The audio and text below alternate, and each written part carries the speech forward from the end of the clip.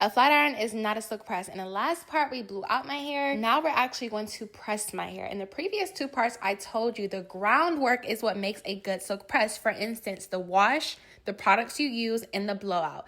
That's what makes a silk press, not just the flat iron. Now, what I'm doing here, I'm taking small, even sections. I'm going in, detangling from the bottom up with my rat tail comb. Taking my hot comb and pressing out those roots. You want to get those roots as flat as you can get it, because the last thing you want is for silk pressed ends and puffy roots. And if you know anything about using a hot comb, you want to make sure you're pressing the back of that hot comb on your hair, not just the teeth. The teeth is not going to get your hair flat. It's the back of that hot comb. That's why some people call it a pressing comb. I done said this I don't know how many times now, from wig installs to doing my natural hair. And to press my hair, I'm using the Hot Tools titanium plate 1-inch flat iron. Detangle my hair from the bottom up, stop my comb a little from the roots, and now I'm going in with a slow single pass with my titanium plate flat iron. Now, occasionally I will pass 1 or 2 times over my roots to really make sure they're flat, because for me personally, that is the first place to start reverting for me. And the reason why I say to make sure your sections are small is so the flat iron can actually penetrate each hair strand with that heat. Now, I like titanium plates better. That's what really gets my hair super straight and silky. And yes, I've used ceramic flat irons in the past. I did not like them, maybe because I didn't perform all the necessary steps, but still, I prefer titanium plates. It gets my hair super straight and prevents me from having to do too many passes throughout the week. Again, to make sure you really got it down, I'm taking that hot comb on my roots, making sure I get it as straight as possible, pressing the back of that hot comb down. The chase method with my flat iron and my comb, I'm pressing out those roots 1 or 2 times, and now I'm going to do a slow